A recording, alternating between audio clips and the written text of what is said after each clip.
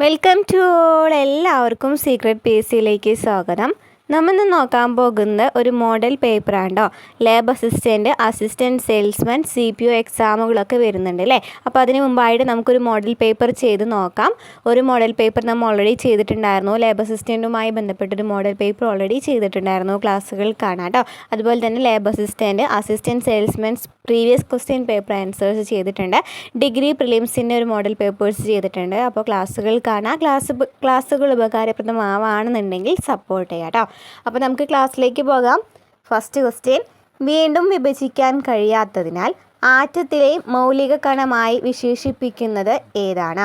വീണ്ടും വിഭജിക്കാൻ കഴിയാത്തതിനാൽ ആറ്റത്തിലെ മൗലിക കണമായി വിശേഷിപ്പിക്കുന്ന ഏതാണ്? ആറ്റത്തിലെ മൗലിക കണം ഏതാണ്? ഏതാണ് ആറ്റത്തിലെ മൗലിക കണം?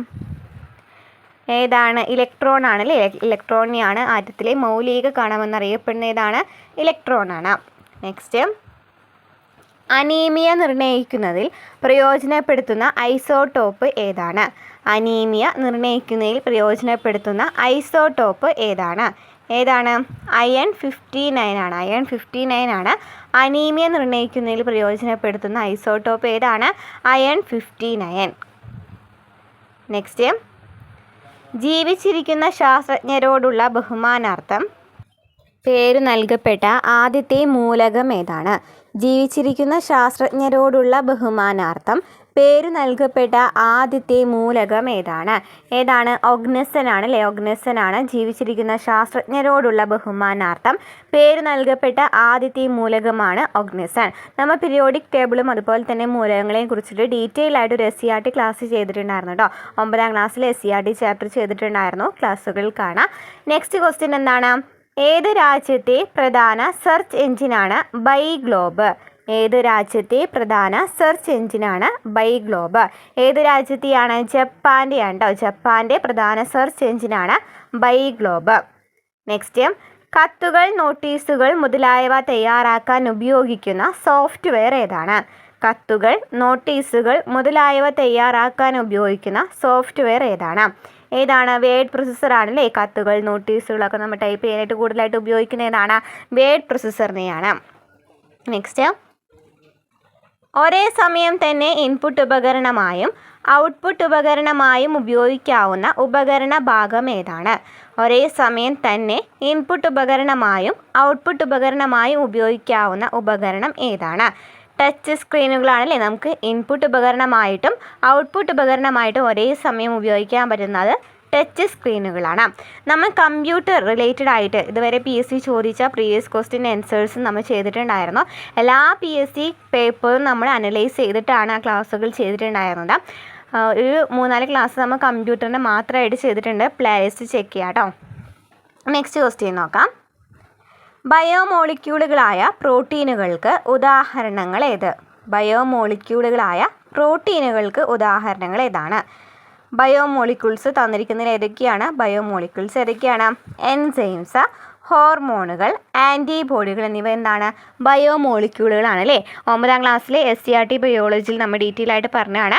എൻസൈംസ്, ഹോർമോൺസ്, ആൻറ്റിബോഡികൾ എന്നിവ എന്താണ്? ബയോമോളിക്യൂളുകളായ പ്രോട്ടീനുകളാണ്. എൻസൈമുകൾ, ഹോർമോണുകൾ, ആൻറ്റിബോഡികൾ എന്നിവ ബയോമോളിക്യൂളുകളായ പ്രോട്ടീനുകളാണ്. അപ്പോൾ നമുക്കിതിൽ ഏതാണ് ആൻസർ വരുന്നത്? 1, 2, 3 ആണല്ലേ. 1, 2, 3 അല്ലേ വരുന്നത്. 1, 2, 3 ശരിയാണ്. നെക്സ്റ്റ് ക്വസ്റ്റ്യൻ നോക്കാം. ശരിയല്ലാത്ത പ്രസ്താവന ഏതാണ്? ശരിയല്ലാത്ത പ്രസ്താവന: ഒരു ജീവിയിൽ നടക്കുന്ന രാസപ്രവർത്തനങ്ങളെ ഒന്നാകെ മെറ്റാബോളിസം എന്ന് പറയുന്നു. മെറ്റാബോളിസം എന്ന് വെച്ചാൽ എന്താണ്? ഒരു ജീവിയിൽ നടക്കുന്ന രാസപ്രവർത്തനങ്ങളെ ഒന്നാകെ ഒരുമിച്ച് പറയുന്നതാണ് മെറ്റാബോളിസം എന്ന് പറയുന്നത്. ഒരു ജീവിയിൽ നടക്കുന്ന രാസപ്രവർത്തനങ്ങളെ ഒന്നാക്കിയാണ് മെറ്റാബോളിസം എന്ന് പറയുന്നത്. ഇനി ഇതിലേതാണ് അനാബോളിസം എന്ന് വെച്ചാൽ എന്താണ്?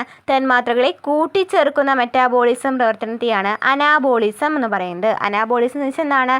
തന്മാത്രകളെ കൂട്ടിച്ചേർക്കുന്ന മെറ്റാബോളിസമാണ് അനാബോളിസം. തന്മാത്രകളെ വിഘടിപ്പിക്കുന്ന മെറ്റാബോളിസമാണ് കറ്റാബോളിസം. എന്താണ് പറയുന്നത്? തന്മാത്രകളെ വിഘടിപ്പിക്കുന്ന മെറ്റാബോളിസം ഏതാണ്? കറ്റാബോളിസമാണ്. കറ്റാബോളിസമാണ് എന്ത് പറയുന്നത്? വിഘടിപ്പിക്കുന്ന മെറ്റാബോളിസം ചോദിക്കുകയാണെങ്കിൽ. എന്നാൽ തന്മാത്രകളെ കൂട്ടിച്ചേർക്കുന്ന മെറ്റാബോളിസമാണ് അനാബോളിസം. സസ്യങ്ങൾ ഗ്ലൂക്കോസ് നിർമ്മിക്കുന്നത് കാറ്റബോളിസത്തിന് ഉദാഹരണമാണെന്നാണ് നമുക്ക് തന്നിരിക്കുന്നത്. അത് തെറ്റാണല്ലോ. അതാണ് തെറ്റ് വരുന്നത് കേട്ടോ. കാറ്റബോളിസം എന്ന് വെച്ചാൽ എന്താണ്? വിഘടിപ്പിക്കുകയാണല്ലേ ചെയ്യുന്നത്. നമുക്ക് ഗ്ലൂക്കോസ് നിർമ്മിക്കുന്നതാണ് അനാബോളിസമാണ് വരുന്നത്. അപ്പോൾ നമുക്ക് ഓപ്ഷൻ ഡി ആണ് തെറ്റ് വരുന്നത്. ബാക്കിയുള്ളത് പഠിച്ചു വയ്ക്കുക.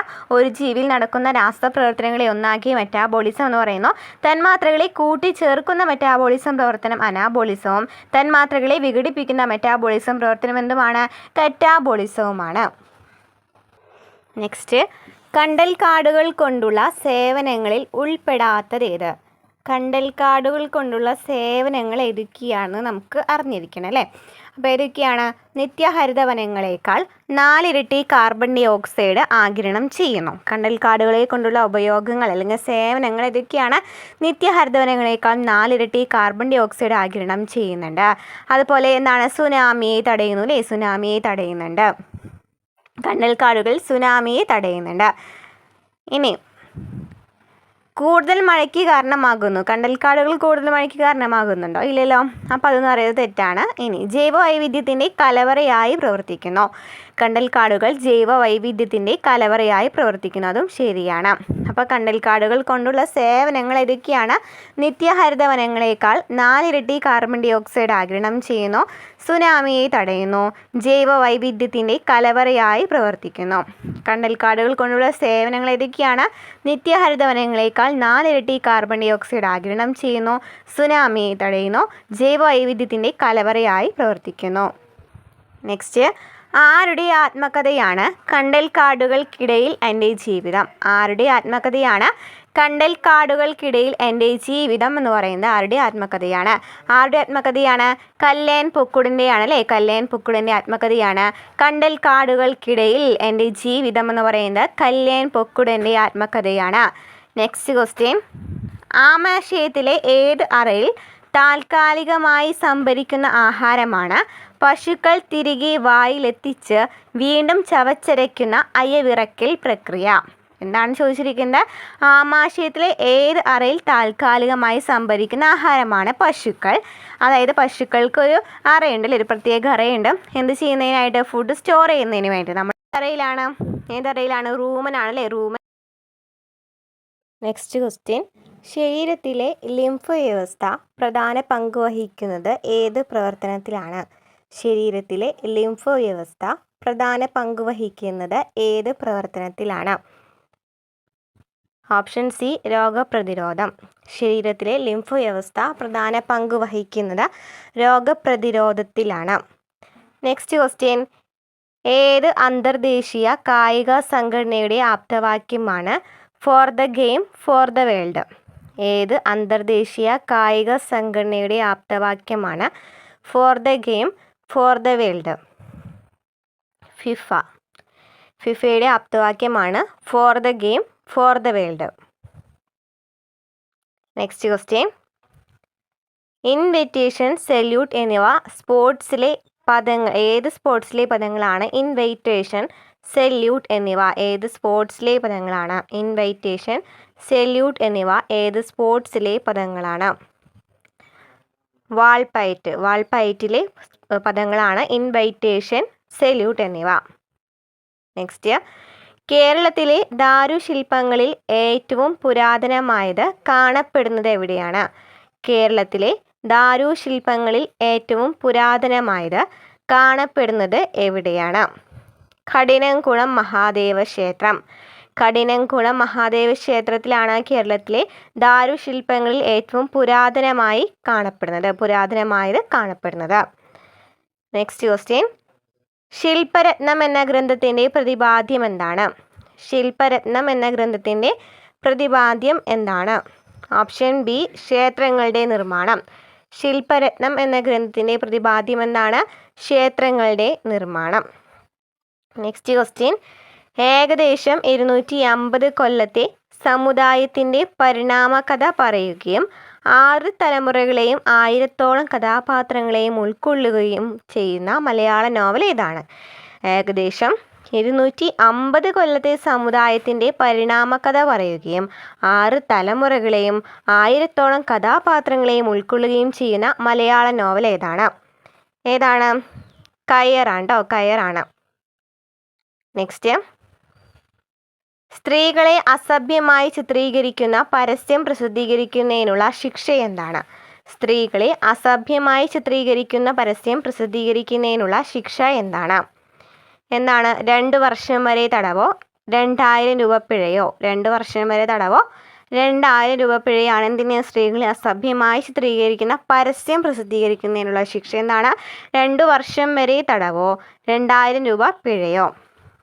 നെക്സ്റ്റ് ക്വസ്റ്റ്യൻ, സ്ത്രീകളെ അസഭ്യമായി ചിത്രീകരിക്കുന്നത് നിരോധിക്കൽ നിയമത്തിന് കീഴിൽ ഒരു കുറ്റം ചെയ്യപ്പെട്ടതായോ ചെയ്തുകൊണ്ടിരിക്കുന്നതായോ വിവരം ലഭിക്കുന്ന പക്ഷം ആ സ്ഥലത്ത് പ്രവേശിക്കുവാനും പരിശോധിക്കുവാനും അധികാരമുള്ളത് ആർക്കാണ്? സ്ത്രീകളെ അസഭ്യമായി ചിത്രീകരിക്കുന്നത് നിയമത്തിന് കീഴിൽ ഒരു കുറ്റം ചെയ്യപ്പെട്ടതായോ ചെയ്തുകൊണ്ടിരിക്കുന്നതായോ വിവരം ലഭിക്കുന്ന പക്ഷം ആ സ്ഥലത്ത് പ്രവേശിക്കുവാനും പരിശോധിക്കുവാനും അധികാരം ആർക്കാണ്? ഓപ്ഷൻ സി, സർക്കാർ അധികാരപ്പെടുത്തിയ ഗസറ്റഡ് ഓഫീസർക്ക് മാത്രമാണ് ആ സ്ഥലങ്ങളിൽ പ്രവേശിക്കുവാനുള്ള അധികാരം ആർക്കാണ്? സർക്കാർ അധികാരപ്പെടുത്തിയ ഗസറ്റഡ് ഓഫീസർക്ക്. നെക്സ്റ്റ്, ഏതൊക്കെ തരത്തിലുള്ള ചൂഷണങ്ങളാണ് ഗാർഹികാതിക്രമത്തിൽ ഉൾപ്പെടുന്നത്? ഏതൊക്കെ തരത്തിലുള്ള ചൂഷണങ്ങളാണ് ഗാർഹികാതിക്രമത്തിൽ ഉൾപ്പെടുന്നത്? ഏതൊക്കെ തരത്തിലുള്ളതാണ് നോക്കാം, വായിച്ചു നോക്കാം. ശാരീരികമായുള്ളത്, ലൈംഗികമായും വാചികമായുമുള്ളത്, വൈകാരികമായുള്ളത്, സാമ്പത്തികമായി നടത്തുന്ന ചൂഷണങ്ങൾ എന്നിവയൊക്കെ എന്താണ്? ഗാർഹിക അതിക്രമ ചൂഷണങ്ങളിൽ പെടുന്നവയാണ്. ശാരീരികമായുള്ളത്, ലൈംഗികമായും വാചികമായുമുള്ളത്, വൈകാരികമായുള്ളത്, സാമ്പത്തികമായി നടത്തുന്ന ചൂഷണങ്ങൾ എന്നിവ, അതായത് 1, 2, 3, 4 ശരിയാണ്. ഇതൊക്കെ എന്താണ്? ഗാർഹിക അതിക്രമം തന്നെയാണ്. നെക്സ്റ്റ്, തൊഴിലിടങ്ങളിൽ സ്ത്രീകൾക്ക് നേരെയുള്ള ലൈംഗികാതിക്രമം നിയമപ്രകാരം ഒരു പരാതിക്കാരി ലൈംഗികാതിക്രമം നടന്ന് എത്ര സമയത്തിനുള്ളിൽ പരാതി സമർപ്പിക്കണം? തൊഴിലിടങ്ങളിൽ സ്ത്രീകൾക്ക് നേരെയുള്ള ലൈംഗികാതിക്രമം, അതായത് തടയൽ, നിരോധനം, പരിഹാരം എന്നീ നിയമപ്രകാരം ഒരു പരാതിക്കാരി ലൈംഗികാതിക്രമം നടന്ന് എത്ര സമയത്തിനുള്ളിലാണ് പരാതി സമർപ്പിക്കേണ്ടത്? 3 മാസത്തിനകം പരാതി സമർപ്പിക്കേണ്ടതാണ് തൊഴിലിടങ്ങളിലുള്ള ലൈംഗിക അതിക്രമത്തിനെതിരെ കേട്ടോ. വിവരാവകാശ നിയമപ്രകാരം എത്ര വർഷം മുമ്പ് വരെ നടന്നതോ സംഭവിച്ചതോ ആയ കാര്യങ്ങളെ സംബന്ധിച്ച് വിവരങ്ങൾ വെളിപ്പെടുത്തേണ്ടതുണ്ട്. വിവരാവകാശ നിയമപ്രകാരം എത്ര വർഷം മുമ്പ് വരെ നടന്നതോ സംഭവിച്ചതോ ആയ കാര്യങ്ങളെ സംബന്ധിച്ച് വിവരങ്ങൾ വെളിപ്പെടുത്തേണ്ടതുണ്ട്. എത്രയാണ്? 20 വർഷമാണ്. വിവരാവകാശ നിയമപ്രകാരം എത്ര വർഷം മുമ്പ് വരെ നടന്നതോ സംഭവിച്ചതോ ആയ കാര്യങ്ങളെ സംബന്ധിച്ചിട്ടാണ് വിവരങ്ങൾ വെളിപ്പെടുത്തുന്നത്? 20 വർഷം. നെക്സ്റ്റ്, കേരള സംസ്ഥാന വൈദ്യുതി വകുപ്പ് മന്ത്രി ആരാണ്? കേരള സംസ്ഥാന വൈദ്യുതി വകുപ്പ് മന്ത്രി ആരാണ്? പി പ്രസാദ് ആണ് അല്ലേ? പി പ്രസാദ് ആണ് കേരള സംസ്ഥാനത്തെ ഇപ്പോഴത്തെ വൈദ്യുതി വകുപ്പ് മന്ത്രി. 2025 ഇപ്പോഴത്തെ പൊസിഷൻ വരെ അല്ലേ? 2025 ജൂൺ വരെ ഇപ്പോഴും ആരാണ്? പി പ്രസാദാണ്. നെക്സ്റ്റ്, ഇ.വി. രാമസ്വാമി നായ്ക്കാർ സ്മാരകം സ്ഥിതി ചെയ്യുന്നത് എവിടെയാണ്? ഇ.വി. രാമസ്വാമി നായ്ക്കാർ സ്മാരകം സ്ഥിതി ചെയ്യുന്നത് എവിടെയാണ്? വൈക്കത്താണ് അല്ലേ? വൈക്കത്താണ് ഇ.വി. രാമസ്വാമി നായ്ക്കാർ സ്മാരകം സ്ഥിതി ചെയ്യുന്നത്. നെക്സ്റ്റ്, കേരള കാർഷിക സർവകലാശാല വികസിപ്പിച്ചെടുത്ത പാവലിൻ്റെ ഇനം ഏതാണ്? കേരള കാർഷിക സർവകലാശാല വികസിപ്പിച്ചെടുത്ത പാവലിൻ്റെ ഇനം ഏതാണ്? പ്രിയങ്കിയാണ് അല്ലേ? പ്രിയങ്ക, പ്രീതി അല്ലേ? കേരള കാർഷിക സർവകലാശാല വികസിപ്പിച്ചെടുത്ത പാവലിൻ്റെ ഇനം ഏതാണ്? പ്രിയങ്കിയാണ്. പ്രിയങ്ക, പ്രീതിയൊക്കെ എന്തിനെയാണ്? പാവലിൻ്റെ വിളകളാണ് അല്ലേ? വികസിപ്പിച്ചെടുത്ത വിളകളാണ്. നെക്സ്റ്റ്, അന്താരാഷ്ട്ര ചെറുധാന്യവർഷമായി ആഘോഷിച്ച വർഷം ഏതാണ്? അന്താരാഷ്ട്ര ചെറുധാന്യവർഷമായി ആഘോഷിച്ച വർഷം ഏതായിരുന്നു? 2023 അല്ലേ? മില്ലറ്റ് വർഷം, ചെറുധാന്യ വർഷമായിട്ട് ആചരിച്ചത് 2023 നെക്സ്റ്റ്, അടൽ ടണലുമായി ബന്ധമില്ലാത്ത പ്രസ്താവന ഏതാണ്? അടൽ ടണലുമായിട്ടാണ് ചോദിച്ചിരിക്കുന്നത്. നോക്കാം. ഹിമാചൽ പ്രദേശിലാണ് സ്ഥിതി ചെയ്യുന്നത്. അടൽ ടണൽ സ്ഥിതി ചെയ്യുന്നത് എവിടെയാണ്? ഹിമാചൽ പ്രദേശിലാണ്. റോഹ്താങ് ടണൽ എന്നും അറിയപ്പെടുന്നുണ്ട്. റോഹ്താങ് ടണൽ എന്നും അടൽ ടണലിനെ അറിയപ്പെടുന്നുണ്ട്. സമുദ്രനിരപ്പിൽ നിന്ന് 10,000 അടി ഉയരത്തിലുള്ള ലോകത്തിലെ നീളമേറിയ തുരങ്കമാണ്. എന്താണ്? സമുദ്രനിരപ്പിൽ നിന്ന് 10,000 അടി ഉയരത്തിലുള്ള ലോകത്തിലെ നീളമേറിയ തുരങ്കമാണ് എന്തെന്ന് പറയുന്നത്? ഈ അടൽ ടണൽ അല്ലെങ്കിൽ റോഹ്താങ് ടണൽ എന്ന് പറയുന്നത്. അതും ശരിയാണ്.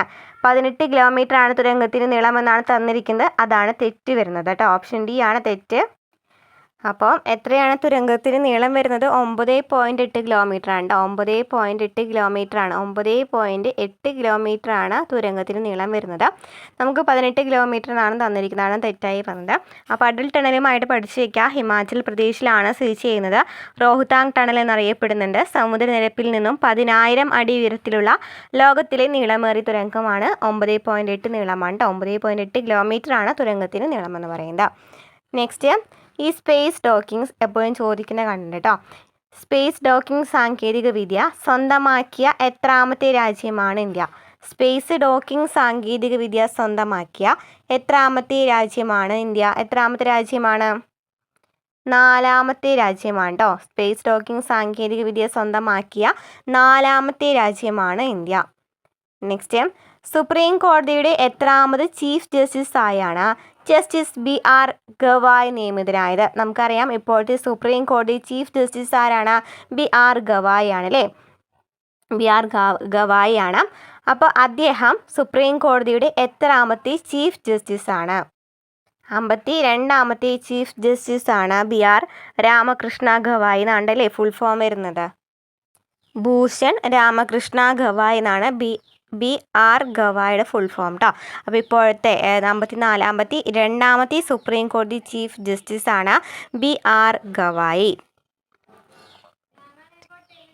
നെക്സ്റ്റ് ക്വസ്റ്റ്യൻ, വിഴിഞ്ഞം അന്താരാഷ്ട്ര തുറമുഖം പ്രധാനമന്ത്രി നരേന്ദ്രമോദി രാജ്യത്തിന് സമർപ്പിച്ചതെന്നാണ്?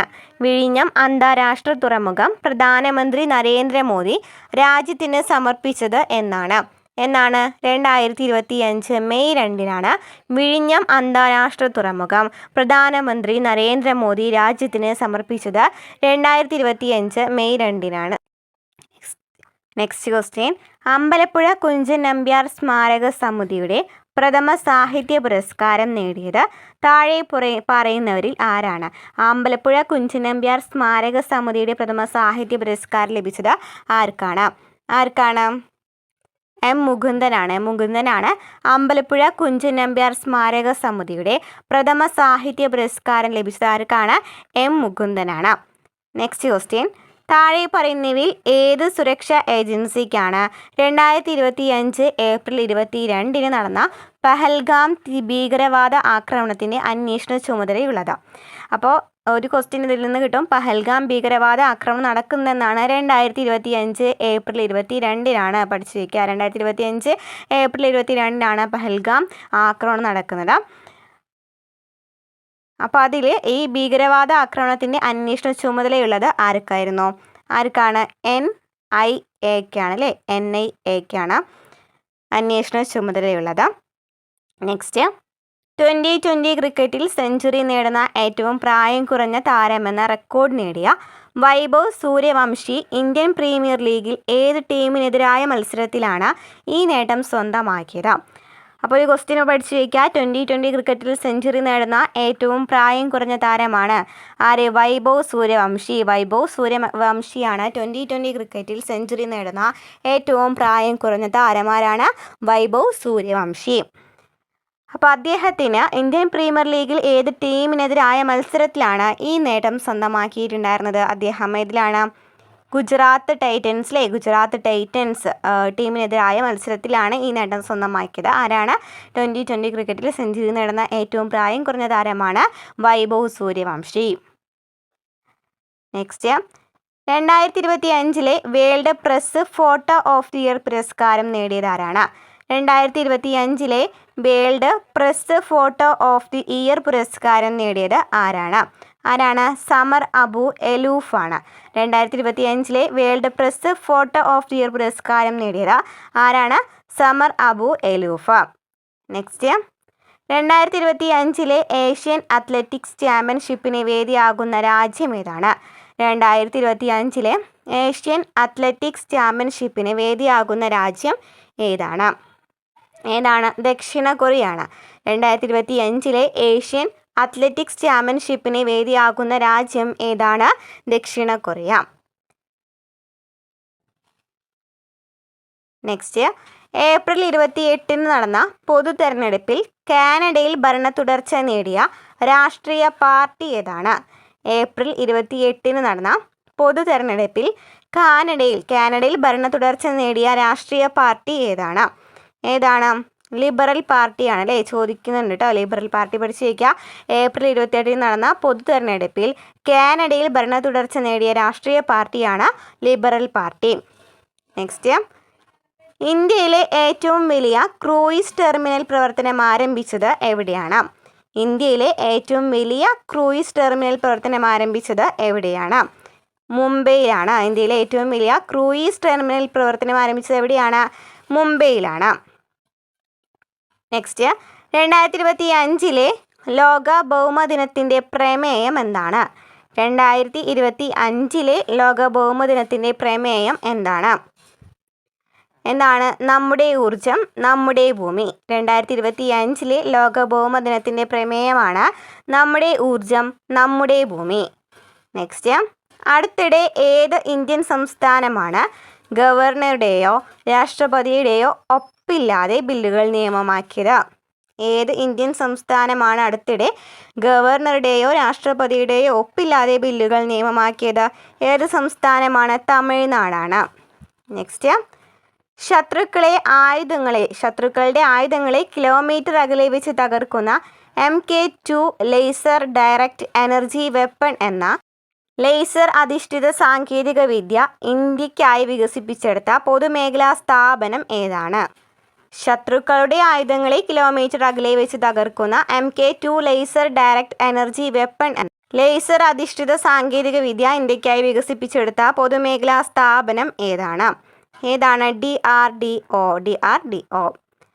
അടുത്തിടെ ഏത് രാജ്യമാണ് ഭക്ഷ്യധാന്യങ്ങൾ, ബയോമെത്തനോൾ, കരിമ്പ് എന്നിവയുടെ ഉൽപ്പാദനത്തിനായി തങ്ങളുടെ 30,688 ചതുരശ്ര കിലോമീറ്റർ വനം വെട്ടിത്തെളിക്കുന്നത്? അടുത്തിടെ ഏത് രാജ്യമാണ് ഭക്ഷ്യധാന്യങ്ങൾ, ബയോമെത്തനോൾ, കരിമ്പ് എന്നിവയുടെ ഉൽപ്പാദനത്തിനായി തങ്ങളുടെ 30,688 ചതുരശ്ര കിലോമീറ്റർ വനം വെട്ടിത്തെളിക്കുന്നത്? ഓപ്ഷൻ ബി ആണ് ഇന്തോനേഷ്യ. നെക്സ്റ്റ്, ഷെർലി ബോസ്വേയുമായി ബന്ധപ്പെട്ട തെറ്റായ പ്രസ്താവന ഏതാണ്? ഷെർലി ബോസ്വേ ആരാണ്? നമുക്ക് നോക്കാം. കോമൺവെൽത്ത് ഓഫ് നേഷൻസിൻ്റെ 7ാമത്തെ സെക്രട്ടറി ജനറലാണ് ഷെർലി ബോസ്വേ. കോമൺവെൽത്ത് ഓഫ് നേഷൻസിൻ്റെ 7ാമത്തെ സെക്രട്ടറി ജനറലാണ്. ഈ പദവി വഹിക്കുന്ന ആദ്യത്തെ ആഫ്രിക്കൻ വനിതയാണ്. ഷെർലി അയോർക്കർ ബോസ്വേ എന്നതാണ് പൂർണ്ണമായ പേര്. അതും ശരിയാണ്. അപ്പോൾ നമുക്ക് ഓപ്ഷൻ ഡി ആണ് തെറ്റ് വരുന്നത്. അൾജീരിയയുടെ മുൻ വിദേശകാര്യമന്ത്രി എന്നാണ് നമുക്ക് തന്നിരിക്കുന്നത്. തെറ്റാണ്. അപ്പോൾ ഷെർലി ബോസ്വേയുമായി പഠിച്ചു വയ്ക്കുക. കോമൺവെൽത്ത് ഓഫ് നേഷൻസിൻ്റെ 7ാമത്തെ സെക്രട്ടറി ജനറലാണ്. ഈ പദവി വഹിക്കുന്ന ആദ്യത്തെ ആഫ്രിക്കൻ വനിതയാണ് ഷെർലി അയോർക്കർ ബോസ്വേ എന്നതാണ് ഈ ഷെർലി ബോസ്വേയുടെ പൂർണ്ണമായിട്ടുള്ള പേരെന്ന് പറയുന്നത്. അപ്പോൾ ഇത്രയൊക്കെ ക്വസ്റ്റ്യൻസാണ് നമ്മൾ ഇന്നത്തെ ക്ലാസ്സിൽ ഡിസ്കസ് ചെയ്യാനായിട്ട് ഉദ്ദേശിച്ചിട്ടുണ്ടായിരുന്നത്. ഇനി കുറച്ച് ക്വസ്റ്റ്യൻസ് മാത്സ്, ഇംഗ്ലീഷ്, മലയാളം വരുന്ന കുറച്ച് ക്വസ്റ്റ്യൻസ് കൂടി ചെയ്യുകയാണെന്നുണ്ടെങ്കിൽ നമ്മുടെ ഒരു മോഡൽ പേപ്പർ അവസാനിക്കും കേട്ടോ. അപ്പോൾ ക്ലാസ്സുകൾ ഇഷ്ടപ്പെടുകയാണെന്നുണ്ടെങ്കിൽ സപ്പോർട്ട് ചെയ്യുക, ലൈക്ക് ചെയ്യുക, കമൻറ്റ് ചെയ്യുക. അടുത്ത ക്ലാസ്സുമായി വീണ്ടും കാണാം.